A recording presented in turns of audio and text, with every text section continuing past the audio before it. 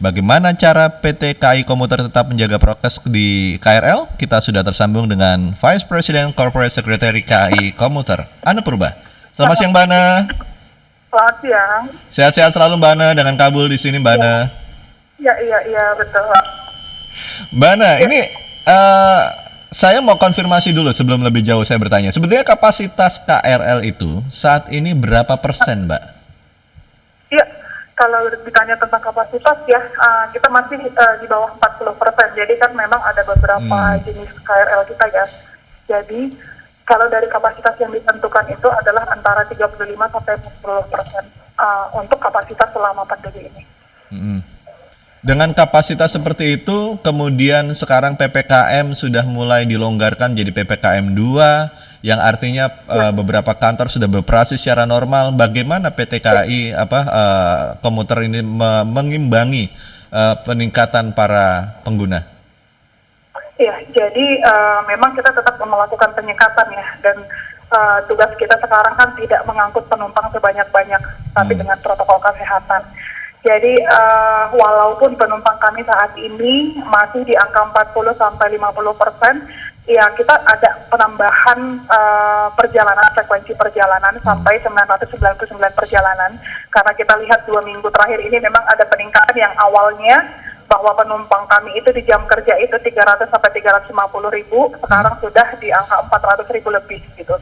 Jadi kita antisipasi dengan penambahan frekuensi, namun kita melihat bahwa aktivitas masyarakat itu masih terfokus di jam-jam tertentu ya, 2 jam di pagi hari, 2 jam di sore hari, sehingga penambahan kapasitas berapapun yang kami tambah tidak akan maksimal ketika kegiatan tersebut tetap ada pada waktu yang sama.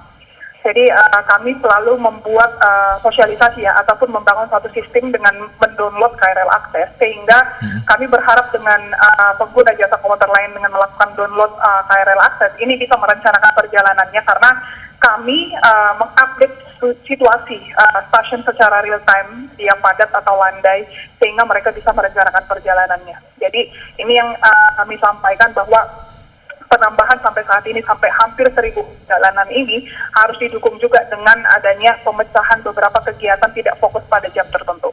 Oke, Mbak, apakah ada perubahan aturan prokes di KRL? Iya, khusus yang minggu ini ya, yang minggu ini kan ada bahwa anak 12 tahun sudah boleh naik KRL, sementara memang syarat kita adalah syarat vaksin. Ini juga untuk mendukung adanya beberapa kegiatan yang sudah mulai dibuka di usia anak sekolah gitu ya. Mereka sudah ada tatap muka dan yang lain, sehingga mereka boleh naik KRL dengan pendamping yang sudah vaksin. Tetapi khusus anak-anak balita ya, anak-anak balita masih belum kami perbolehkan naik KRL kecuali ada kegiatan mendesak seperti untuk kebutuhan medis. Kemudian untuk bapak ibu lansia juga ini kita geser naik KRL itu mulai dari jam 10 sampai jam 2 siang supaya mereka terhindar dari kepadatan ataupun antrian yang panjang di stasiun. Mbak Ana tadi ngomong soal lansia, kok saya jadi teringat ada satu berita yang viral nih tentang seorang lansia yang menentang prokes sampai mohon maaf meludahi petugas. Apakah ada tindak lanjut dari kejadian tersebut? Iya, jadi sebenarnya kalau kita lihat memang ini kondisinya berbeda ya, karena kalau kita lihat di media sosial itu sebenarnya beliau juga melakukan kegiatan yang kurang membuat orang tidak nyaman ya.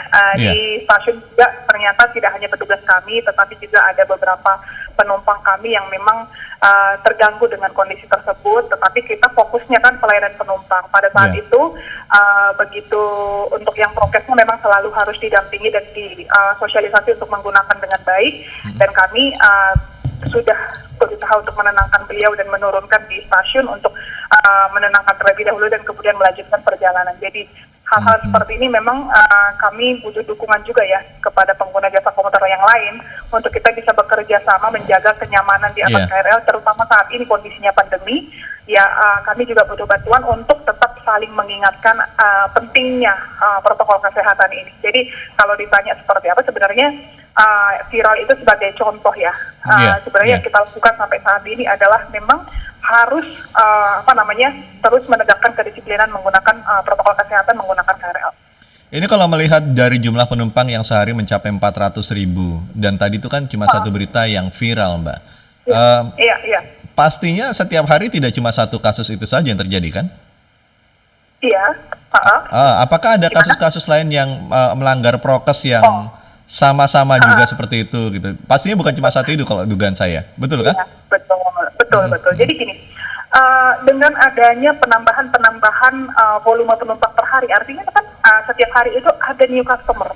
betul, Ada orang yang baru saja naik KRL sehingga betul. mereka kadang komplain, kenapa saya harus ngantri, kenapa saya harus menggunakan double masker dan yang lain. Karena Iya, memang iya. mulai awal dari pandemi ini, saya berani jamin ya, begitu kita masuk stasiun kita merasa bahwa ini PPKM karena pembatasan seperti kapasitas ya, membatasi kapasitas masuk ke stasiun kemudian ke KRL itu kita lakukan. Seperti saya nih, Mas ya. Setiap hari Senin Iya, subuh saya betul, pasti betul. sudah ada di Bogor gitu. Ada beberapa teman wartawan juga gitu ya.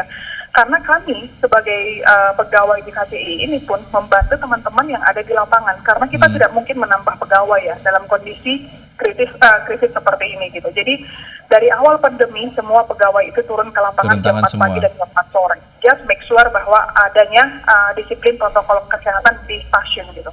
Oh, Tapi yang berarti kita lihat memang Mbak Ana berarti sampai saat ini masih turun ke lapangan langsung gitu?